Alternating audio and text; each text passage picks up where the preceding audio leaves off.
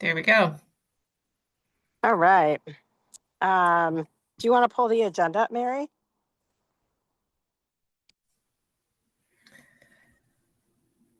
Mary's not here. Oh, she's not. I'm sorry. She was unable to. Sarah is here. I can pull the agenda up, Sarah, if you don't have access to it. I have the agenda, Karina, but if you don't mind, I will take notes. Okay. That would be great. Let me give you I'm on my phone, so I can't see anything. the ability to, can you share, Karina, or do I have to? No, I think I'm disabled. It says host disabled participant. Okay, now try.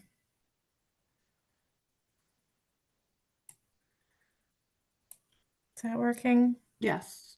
Awesome. Can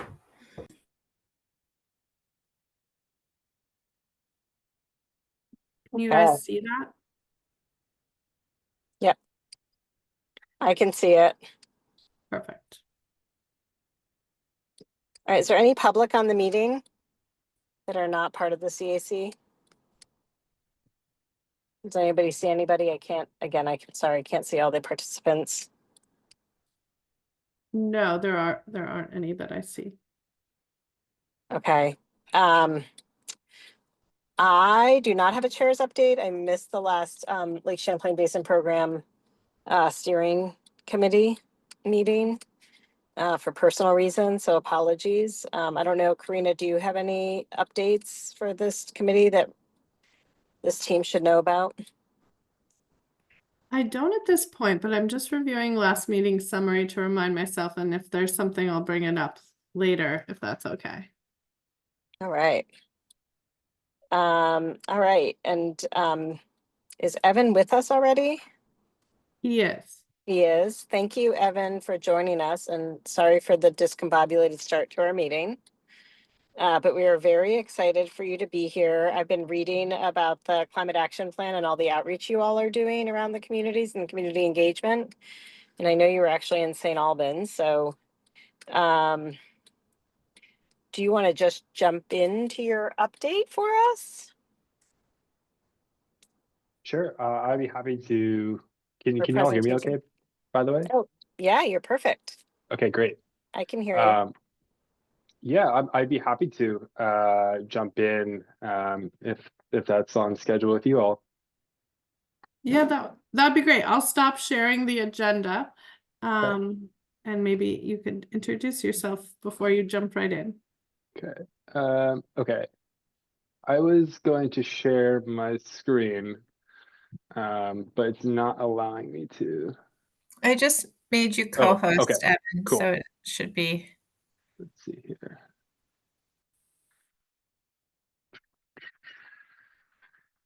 Maybe. Okay. Are you just seeing the presentation? Yep. Perfect. Okay. So hi, everyone. My name is Evan Horn. For those that don't know me, I am the still relatively new Resilient Lands Coordinator in the Vermont Climate Action Office. I came on last July, and I'm really excited to be in this role, and I really appreciate you all for letting me join you this evening. So I'm going to talk a little bit more than just the CAP. I want to give you an overview of our office if you aren't familiar, a look at the 2025 update to the Climate Action Plan, which you asked me here for today. And then I'm also going to talk a little bit about our work on the resilience implementation strategy, just because I think it aligns closely with the CAP. And then I will wrap up time for questions and discussion. So please feel free to jot things down along the way or drop any notes in the chat, though I might not be able to see the chat. All right, so the Climate Action Office, just jumping right into to an overview of our office. The CAO provides climate expertise and coordinates many of the moving parts of Vermont's climate response. And just note we don't run everything, but we do our best to connect the dots, fill gaps, and help keep things moving. We track the state's climate progress through the greenhouse gas inventory and are developing a dynamic measuring and assessing progress tool with many different metrics to increase transparency and accountability to show how we are really doing as a state. Though we're based in the Secretary's office at the Agency of Natural Resources, we work across all state agencies from agriculture to transportation and with the specifically the state climatologist. And our placement in the Secretary's office stems from the legal responsibilities under the GWSA, which includes maintaining the greenhouse gas inventory and being the agency the public can hold accountable in court. We believe climate resilience means protecting biodiversity and supporting communities because healthy ecosystems and thriving people are interconnected. And that's why we're committed to ensuring frontline communities have a voice and a seat at the table in shaping climate solutions. We also work under the guidance and in coordination with an interagency advisory board. The goal of this group is to help break down silos across agencies by creating a shared space for collaboration and forward-looking climate planning. The IAB meets quarterly to align priorities and identify emerging issues so that departments are moving in the same direction and can respond quickly to new challenges. By identifying where policy and funding opportunities overlap, this group helps us, our office, make the most of limited resources in state government. The group supports consistent tracking and accountability to ensure Vermont is making measurable progress toward our climate goals. And we use this space to identify gaps or areas where agencies are struggling, which allows the CAO to step in and provide targeted support or resources where they're needed most.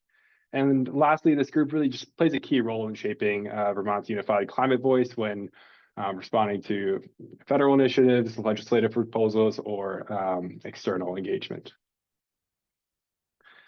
So let's talk about the Climate Action Plan and let's do some ground setting. So not many people here today, so I was going to say drop it in the chat, but what's the first, feel free to shout out, what's the first word that comes to mind when you hear climate action? And feel free to kind of unmute and let me know. Resiliency. Great. Co-benefits. Awesome. Nature-based solutions. Great. Good starts. Resilience, co-benefits, nature-based solutions, whatever word came to mind, let's ground it in reality because, here in Vermont, climate change isn't theoretical. It's already, reshaping our communities, landscapes, and economy. And, when we talk about climate action, we have to just start by understanding what we are up against. So when we look at disasters in Vermont, we see a clear trend. They're increasing in both frequency and intensity. Since 2011, Vermont ranks 7th nationally in total federally declared disasters and 4th per capita disaster assistance. So that's significant for a state like ours. 4 of our counties are actually in the top 10 nationwide for the number of declared disasters in that time period. So while flooding often comes to mind, we're also talking about ice storms, wind damage, and other extreme events that are becoming more common. And so how is climate change really impacting Vermont? Well, we're seeing more precipitation overall, warmer winters, more frequent drought conditions, and hotter summers. I like this graph because it kind of just really shows where we are going as a state. Up at the top there, it shows kind of, or the x-axis is showing kind of where we're trending, and the y-axis is the level of confidence that the researchers have in this. And so, we are going to be experiencing more extreme heat, and heavy precipitation and fewer days of or less annual snowfall than we have been in the past. So we know what's happening. We are already seeing the effects of a changing climate here in the state. And the question now is, what are we doing about it? So let's take a look at our kind of energy system, because that's where a big part of the solution lies, and also where a lot of our money is kind of leaving the state. So Vermont spends about 2.6 billion each year on fossil fuels, and 100% of those fuels are imported. And 2022 alone, nearly 2 billion of that spending left our economy. That's money, kind of will never get back and sent to out-of-state suppliers. We can compare that with electricity. When Vermonters use electricity, say for EVs or heat pumps, about 75% of that money stays right here. It recirculates back into our economy. So we've got a big opportunity here, shift away from imported fossil fuels that drain our economy, and lean into local clean energy that keeps dollars here. And this shift isn't just a good idea, it's required. Vermont has legally binding climate targets under the GWSA, the Global Warming Solutions Act. And so let's take a look at where that came from and what it demands. So the GWSA passed in 2020, and it legally requires Vermont to reduce greenhouse gas emissions and build resilience. The state established the Vermont Climate Council, which I like to reiterate isn't a part of the Climate Action Office, it's its own body. So the council was established later that year, and the first climate plan was adopted in December 2021. And this plan must be updated every 4 years. And so our next update is due in July 2025. So just about a month and a half away. So in addition to needing to do more to meet the 2030 target, Vermont will continue to feel the impacts of climate hazards, and we have a lot to do to be better prepared to withstand and recover from climate disasters. And this chart shows Vermont's greenhouse gas emissions from 2005 to 2021. And what you'll notice is that, despite some year-to-year variation, overall emissions have decreased slightly over time to just over 8 million metric tons of carbon dioxide equivalent. The green line, green dashed line represents the GWSA's 2025 target, 7.3 million metric tons. We're not there yet. And in 2021, we're still at 8.28 million metric tons, so nearly a full million tons above that goal. And then looking further ahead, 5 years down the road, that 2030 target is even more ambitious. 5.14 million metric tons, so about a 40% drop from where we are now in less than a decade.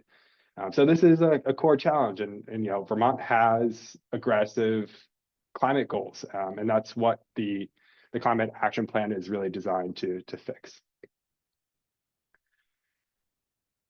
Yeah, Wayne. Yeah, was the Evan, was the drop in 2000, was that because of during COVID primarily? Yep, exactly. Okay, so that's kind of an outlier. It's not really a great data point to. Okay. Yep. But generally overall, we have decreased from 2005 to 2021 by 1.5 or so million metric tons. So where are we now? Well, we kicked off the update in spring and summer 2024, moving in the fall and early winter, where subcommittees drafted new recommendations. Thank you, Andrew, for your work on the Ag and Ecosystem Subcommittee. Really appreciate your efforts. And so now, throughout winter 2025, the Climate Council began refining a draft plan, incorporating both expert and public feedback. And the final version will be completed by July 1 and shared widely across the state this summer and fall.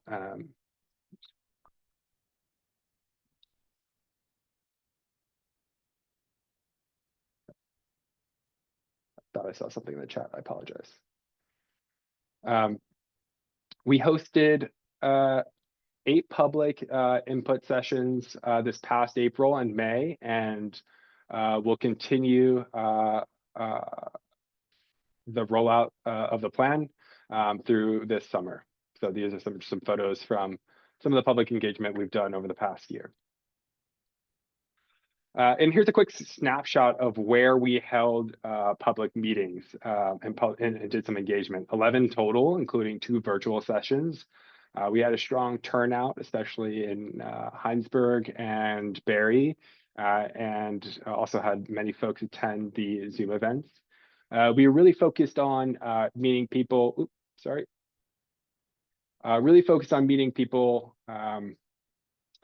where they are, not just digitally, but geographically.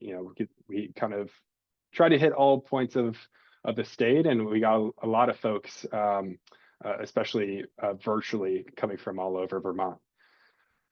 The meetings all used similar agendas. Participants spent most of each meeting offering input on the draft priority actions, discussing their reactions in small groups and in the plenary.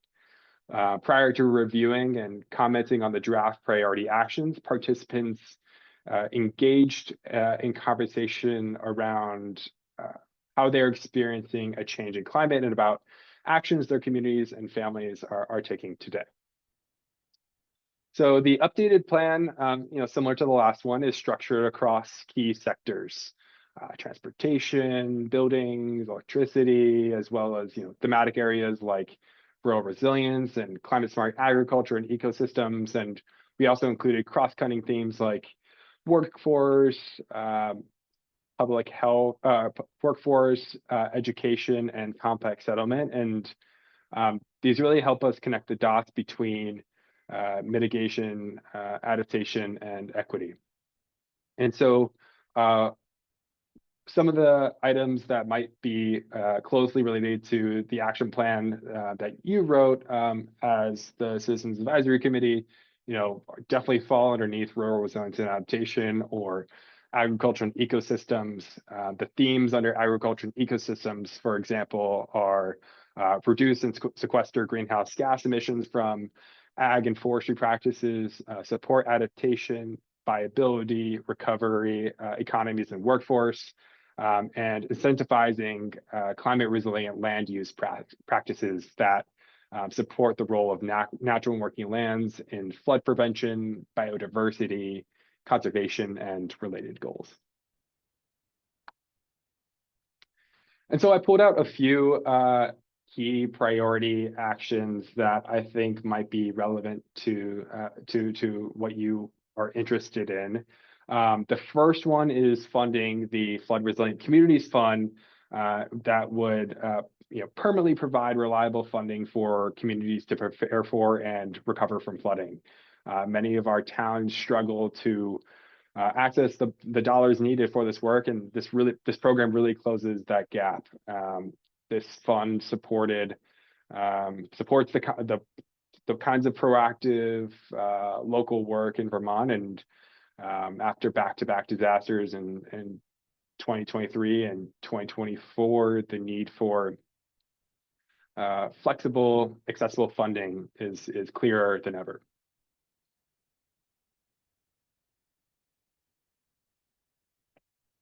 This action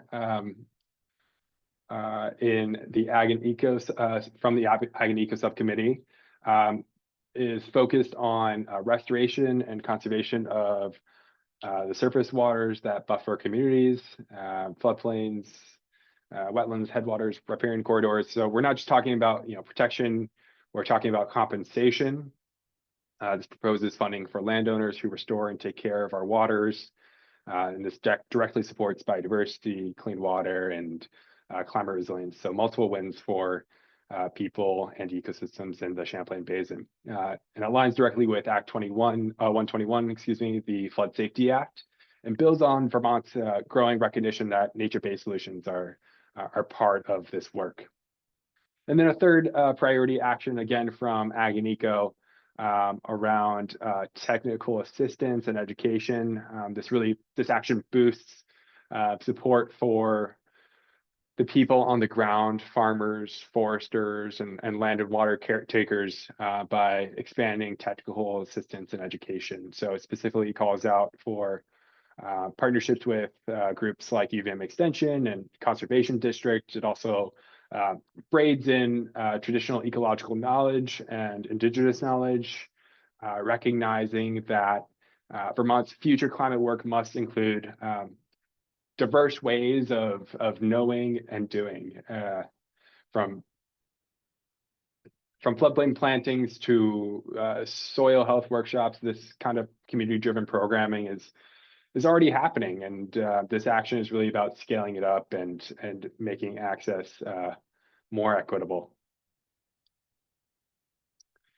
So some of the things that we heard from all the public engagement that we did, we heard strong support for actions that reduce emissions, especially electrification and weatherization. There was a lot of interest in cap and invest programs, which could both cut emissions and generate revenue, but there was also concern about cost and complexity.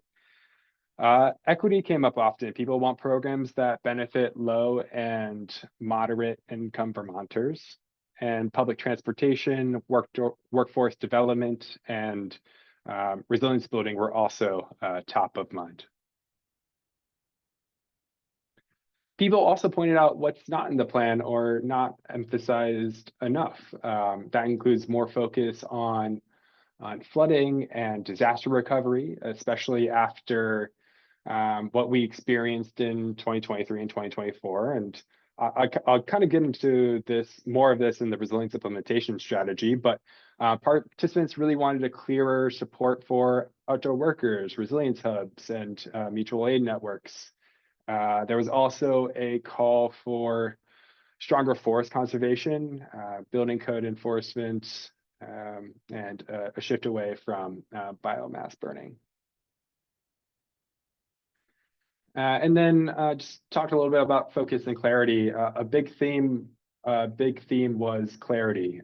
People want the plan to be more focused, to emphasize, truly a core set of priorities. They want to really narrow it down to 10 actions, which is really hard to do, not 300 and plus recommendations. They also want plain language, less jargon, more action.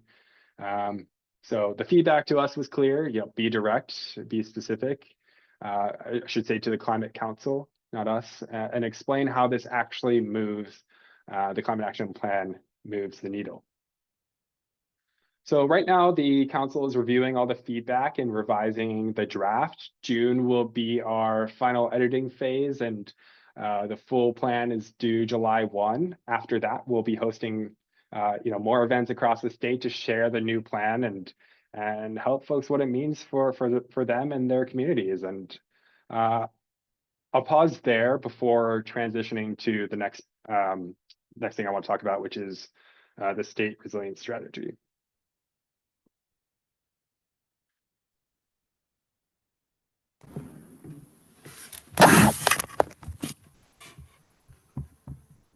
So, any Evan, questions? You Could you pausing just- for questions, or are you just pausing to see if, is that why you're pausing? Sorry. Yeah, because that's the climate action plan. There's another effort that's going on in our office that I don't want to confuse the two and just keep kind of separate, but I also think that's relevant to the work that you all are doing. So yeah, happy to take some questions, feedback, comments.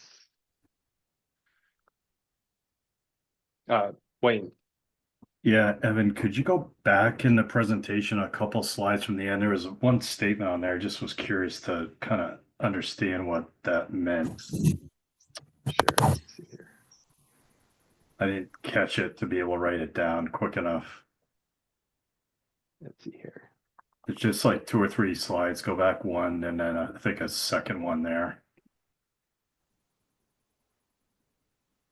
One more. Next one. Yeah, one more, please. Yeah, what's the statement, actions that protect outdoor workers? What does that mean? Or what's the intent of that? I think it's around, it's a more of a public health action related to making sure that they're taken care of in high heat days. So, we're going to be Okay. experiencing Okay. warmer days. So I think that's really what that's focused on. Okay. All right. Okay. Thank you. Yep. Absolutely. Andrew? First of all, Evan, thank you for doing this. One comment is just having focused on one part of one of the subcommittee's work Yeah. that was in itself so incredibly complex. That I think that is a real challenge, is how complex this is, because it kind of needs to be. But I don't know how you deal with that. I can't imagine you're going to get 10 actions that are going to capture what needs to be captured. But one comment, it sounds like you've looked at our action plan, and so you can see that there's really good alignment. And we really did focus quite a bit on this intersection of resilience and adaptation and mitigation through nature-based solutions. Anything that we can do to help continue to have that be a key message delivered in this plan, let us know what we can do to help with that. That was my major comment, was just, maybe we'll get to this at the end, but how can we help emphasize the importance of that to the Lake Champlain Basin and make sure that it's a priority.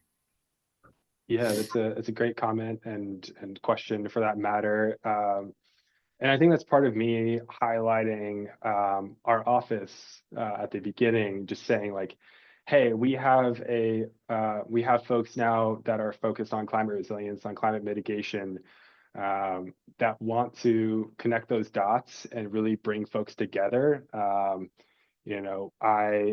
In my role, I'm focused on natural and working lands, and I want to make sure that messaging is consistent and coherent and clear, that folks like you or like Vermont Audubon or Nature, whoever is kind of those on the ground folks in Vermont, really just coming together and making sure that we're driving home the same point to landowners.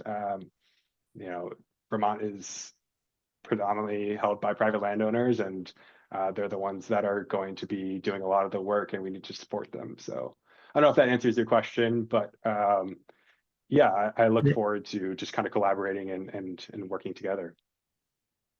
Great, thank you. I do have one additional question, and that relates to, in the plan it talks about measuring the reduction in emissions or sequestration and storage, but when it comes to trying to do that for the nature-based solutions category of work, could you indicate kind of what the status of that is within the plan, and what the thinking is as to whether we can do that effectively and have that be a way to get at those goals without just, well, I'll leave it at that. Help to get at those goals.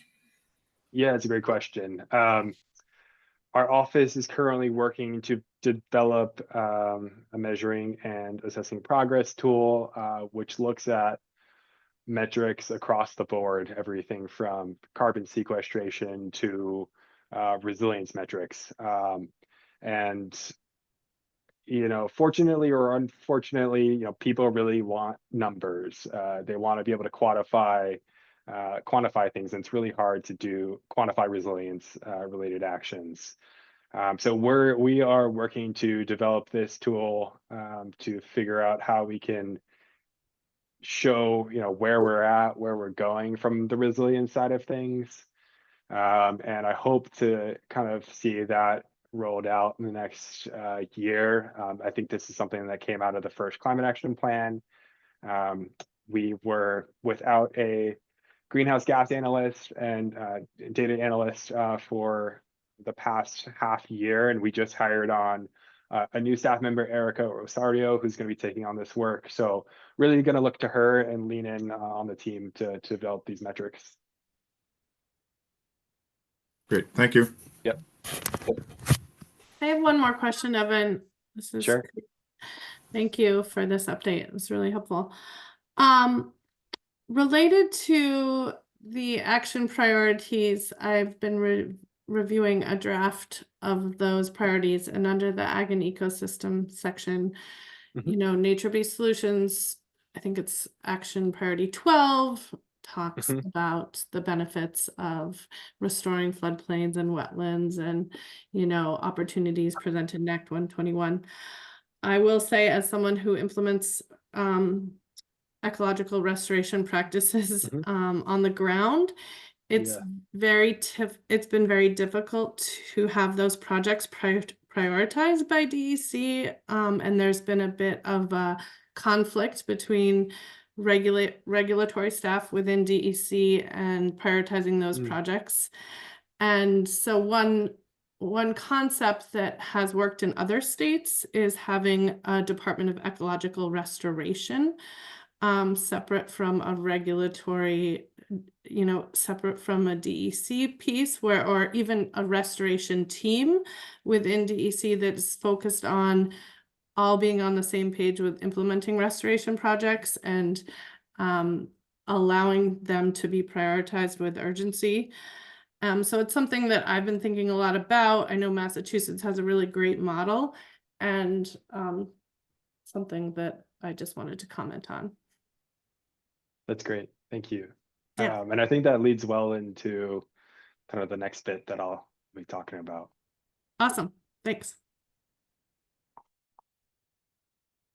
Any other questions or comments? Okay. Oh, Lori. Yeah, thank you. That's really helpful, Evan, and really appreciate your hard work on this and everybody else doing this work.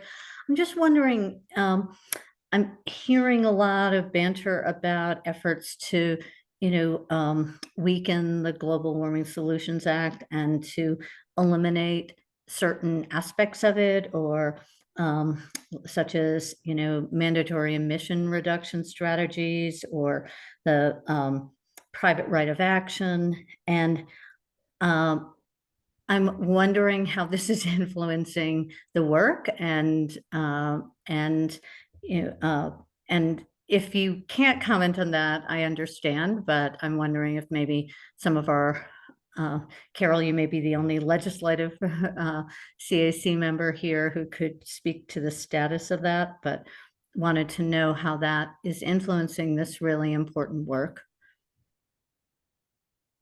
Or would. Yeah, I'll do my best to answer, I suppose. You know, I can't say too much about it, but I will say, you know, despite the challenges that we are facing regarding mitigation strategies and decarbonization, I think, you know, I'm trained as an ecologist, and I firmly believe that, you know, there's a lot that we can do from the resilient side of things, and really support our natural working land. So, you know, regardless of whatever is happening in the political side of things, you know, my office and I will continue to put forward the best possible actions and solutions. And yeah, I'm not quite sure, but I think that there's a real,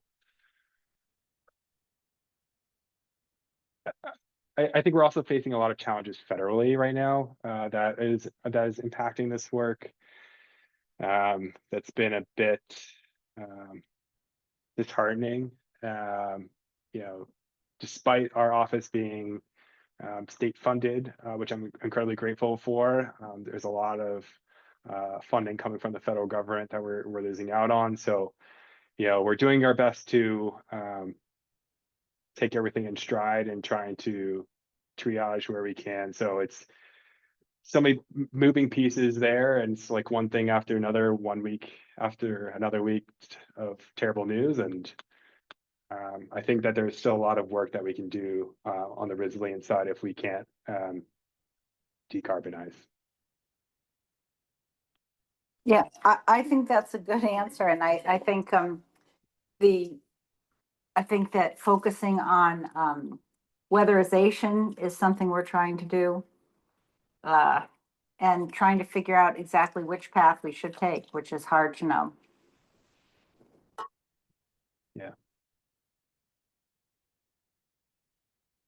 Evan, sorry, Denise here. I wanted to just ask a question on coalition building with landowners and watershed groups and all of that. I know whenever we talk, or lately, I would say maybe the last few years, maybe longer, about our work, we always talk about the co-benefits of upstream, nature-based solutions that impact both water, exactly what you said. It's good for water, it's good for soils, it's good for climate. And so we do emphasize that when we go and talk and present our action plan. But I am curious, if there is or could be or has been a coalition of landowners that are doing a lot of this work. As you say, a lot of the people that have to implement this work are private landowners, whether they're foresters or farmers, developers, that type of thing. So I'm curious if there's work being done on that and how we could help support that too. I mean, there are groups like Vermont Coverts or different Farmer Watershed Alliance. Farmer Watershed Alliances. The end of a Monday. Sorry. So I think that there are groups out there that are doing that peer-to-peer learning. I think that is a necessary and important action. People don't love when state agency folks come and talk to them. So I think it's really about that peer-to-peer coalition building, as you talk about. And that is something that I really want to move forward in this role. I've jumped in and started working on the CAP and this other resilience strategy, and really haven't had much time to get outside. And I'm hoping come July 1, when these things are done, can really start that coalition building as you talk about, and getting folks and groups together.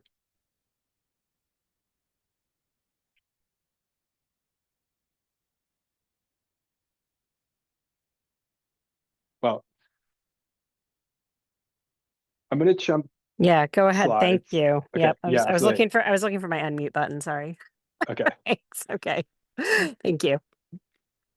So I'm going to kind of change gears here a bit and talk about what we call the Resilience Implementation Strategy. And so the CAP focuses on both emissions and adaptation, but I think resilience needs its own deep dive. So that's where the Resilience Implementation Strategy really comes in. So on January 3rd, 2024, so nearly a year and a half ago, Governor Scott and Treasurer Pichek announced the development of a Resilience Implementation Strategy, which is a joint initiative to identify and prioritize climate resilience needs and evaluate the sufficiency of currently available funding.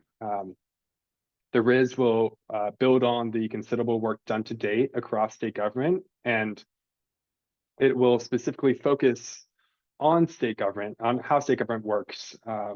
State government's work supports Vermont in building resilience to the impacts of climate change. And in the face of increasing severity and frequency of climate impacted hazards, integrating that work into a comprehensive strategy will help us understand where there are gaps and opportunities, guide and prioritize efforts, and identify approaches for funding implementation efforts on an ongoing basis. The development of the strategy is being led by our office, the Climate Action Office, in partnership with the treasurer, with support from a steering committee made up of representatives from various state agencies and departments, as well as Dr. Leslie Ann Giroux, the state climatologist. And so last year we worked with the steering committee to develop a definition of for climate resilience, building off of the definition used by the Intergovernmental Panel on Climate Change.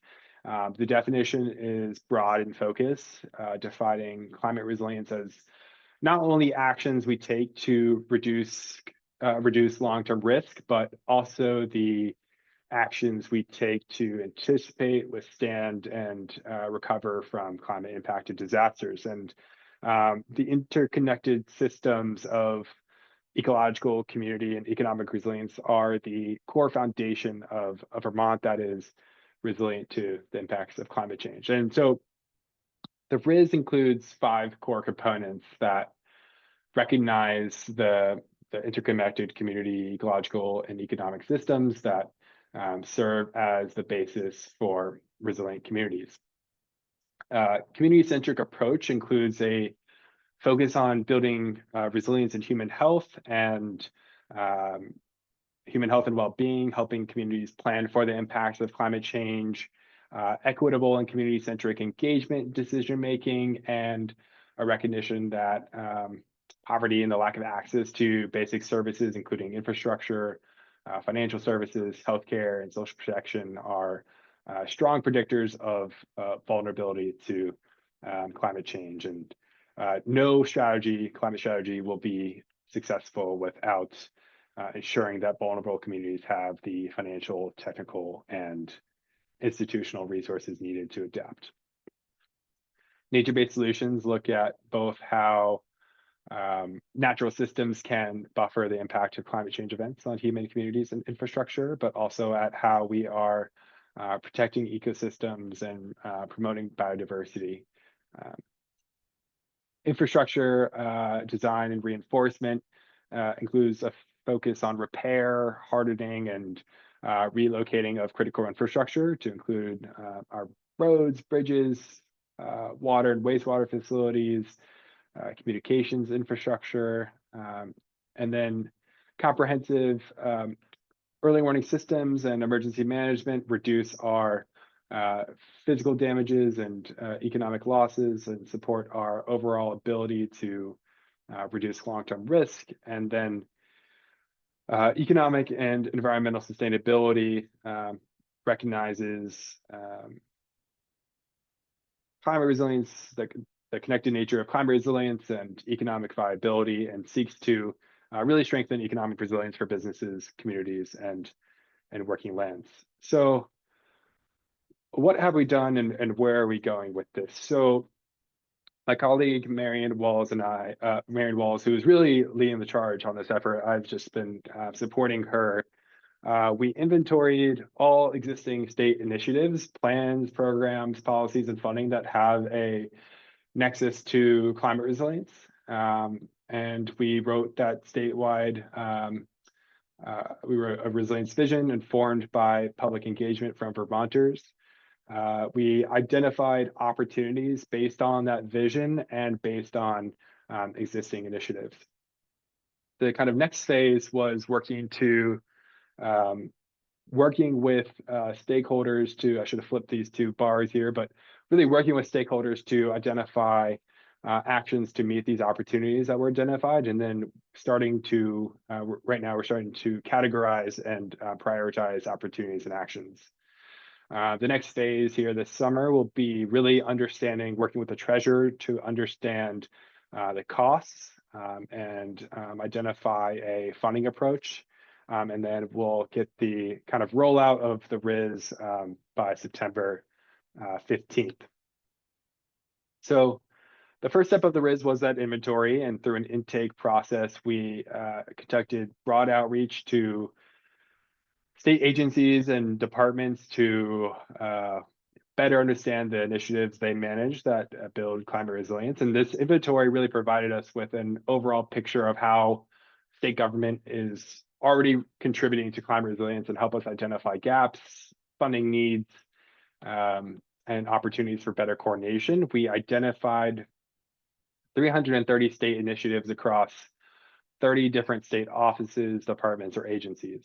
But this strategy isn't just about identifying what's already happening. It's about finding the gaps and opportunities where we can strengthen Vermont's response to climate change. And as we reviewed the inventory of state initiatives, we grouped them under the components that I mentioned earlier and assessed them through several lenses.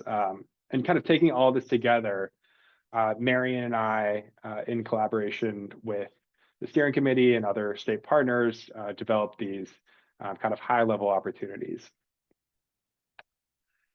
After identifying those opportunities, and you might be asking, like, how is this similar to the CAP, or how's it different? So the next step was really turning them into action. So in a workshop being held with a mix of folks, we worked together to explore, what concrete steps can we take? How do we address challenges and leverage opportunities? What's already working? Are there existing state initiatives that could be expanded or scaled up to meet this need? And are there rules or policies that could be changed? Where do these opportunities and solutions fit in broader state efforts? Has this opportunity already been identified in other plans, like the state hazard mitigation plan, the wildlife action plan? And the goal of this workshop was really to move beyond assessment and start thinking about implementation, to identify scalable solutions, actionable next steps, and potential collaborations that will strengthen Vermont's resilience. And when I mean actionable next steps, I like to think, the CAP is more than just a guidepost, but there are some very broad actions that cover a lot of material, and the RIS will be very specific steps and actions coming from existing programs in state government with a specific cost associated with it. So I think that's where there is a difference between the RIS and the CAP. So between now and fall, we'll kind of identify, we'll finalize that list of opportunities and actions, identify those specific costs and the funding to go along with it, and really finalize, complete the full strategy. So that's kind of the full sweep. And so thanks for sticking with me. I'd love to hear your questions, ideas, feedback, whether it's back on the climate action plan or the resilience implementation strategy, and love to hear kind of what's resonating with you and what might still be missing.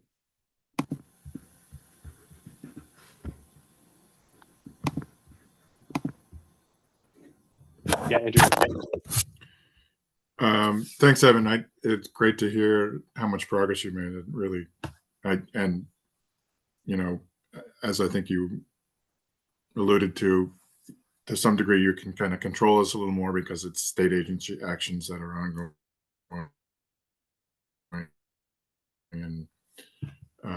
and so there's an opportunity to actually implement. So I appreciate what you presented. The only question I had after hearing it was, I didn't hear, and I understand why there's a focus on Vermont state agencies, but is there a point in which the taking that body of work with the state agencies is that you identify the opportunities for collaborations with NGOs, federal agencies, partnerships, groups like our Lake Champlain Citizens Advisory Committee, just all those potential partnerships that could expand the work of the state agencies and make those actions more effective? Yeah, great question.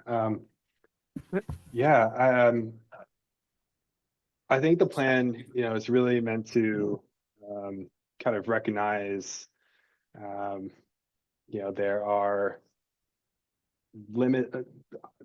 kind of guardrails of what state government can and cannot do. We recognize that.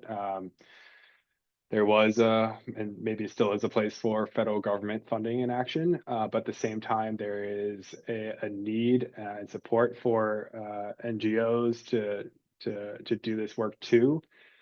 We had folks attend the workshop.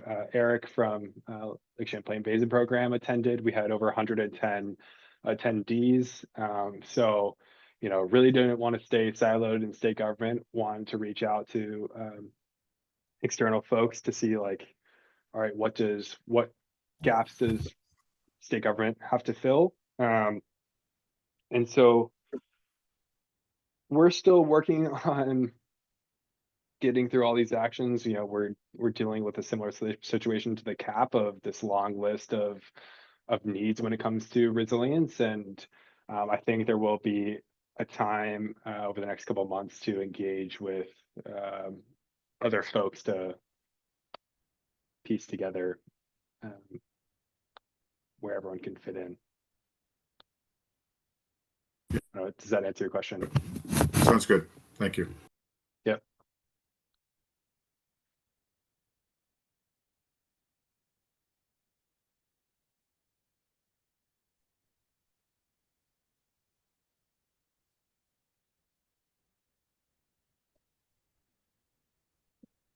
Does anybody else, sorry, did I cut someone off?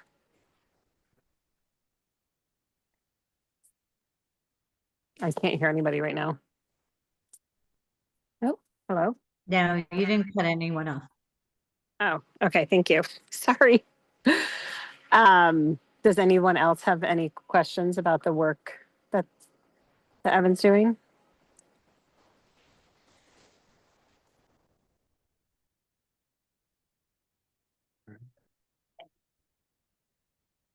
Well, if there are no further questions, yeah, I really appreciate everyone letting me take an hour here tonight to talk about some of the work that our office is doing.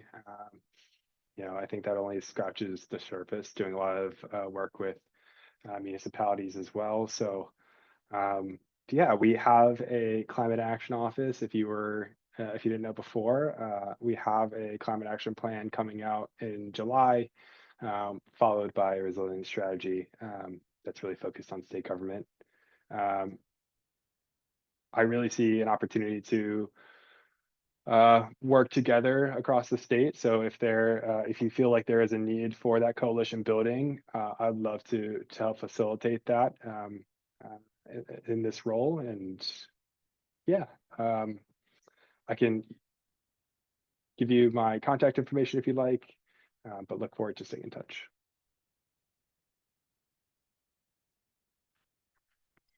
We really appreciate you coming tonight and sharing all this information with us. Thank you very much.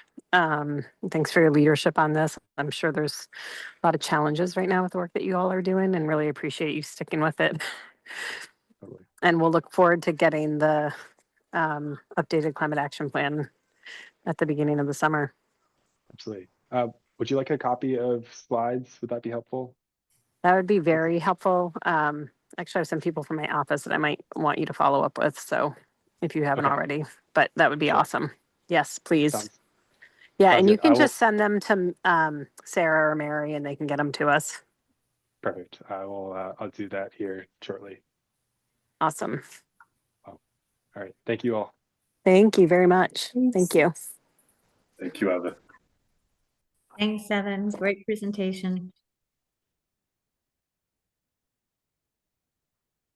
All right. Do we have a quorum yet? I heard Wayne is on. Are there other people on?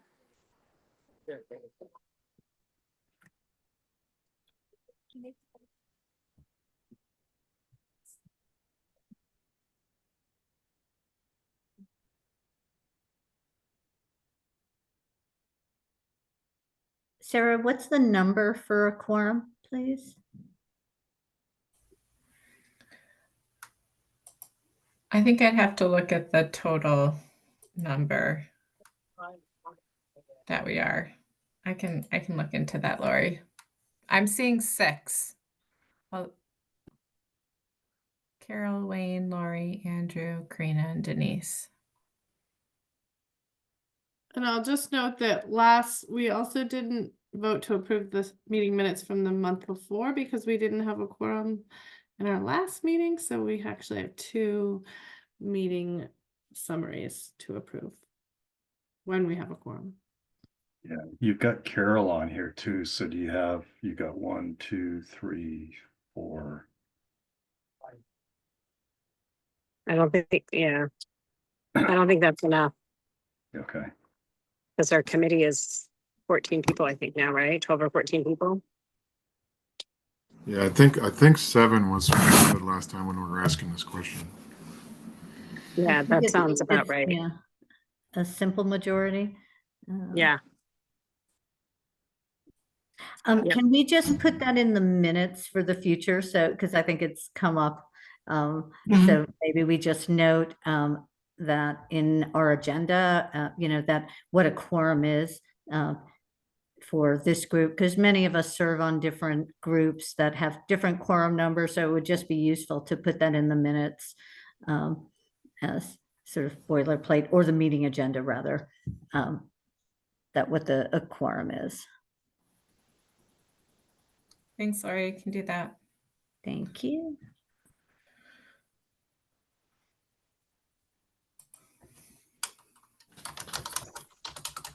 I think the last thing might be any updates from any of the members on the call tonight that relate to our work.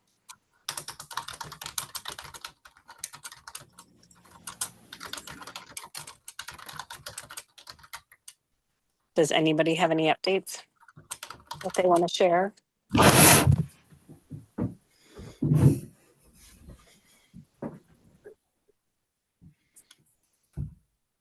All right, well, I think our next meeting is our retreat in June. So some of us will be in person. Laura, I think you'll be Zooming in. I'm hoping I can be there in person, just how fast we go across the country.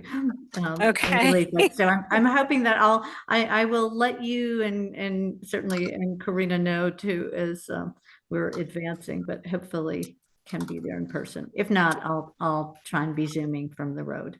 Okay. And Wayne, are you back Vermont side in June? Yeah, we got back last Monday. Oh, you're back. Yeah, I didn't see the sun for a week. Really thrilled to get back to Vermont. So last couple of days have been good. It's here now. Yeah. at least for a day or two. Yeah. All right. Well, I have go one ahead. thing. Sorry, Denise. No, go. I meant to share this earlier, and maybe I did with Mary, but I wanted to share with everyone that the Vermont Federation of Lakes and Ponds, I don't know that it's considered a conference or a seminar. It's a seminar, and that is on June 6th in South Burlington at the auditorium. I'm trying to find the information on. Oh, it's called a lake seminar. But I think that's something that would be pertinent to our work on the CAC. And I can share that in an email to everyone as well. What was the date? June 6th. Thank you. Great. But that's all I have.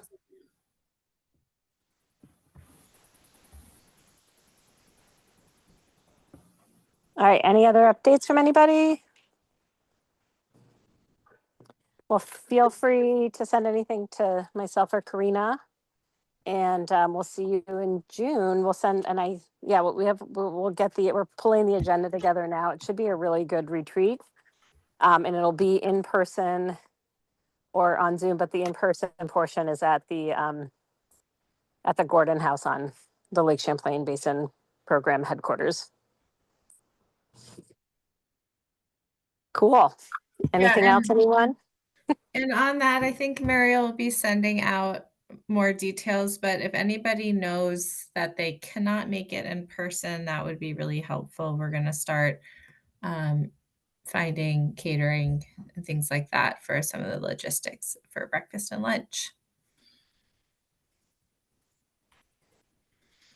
Great. That's awesome. Good. All right, everybody. Well, enjoy the sunny weather. Hopefully you can get outside. Give you some of your day back. Great. Thank you. All right. Thanks, Everybody. everyone. Have a Bye. good night. Hey, everyone. Okay. Bye. Bye. Bye-bye.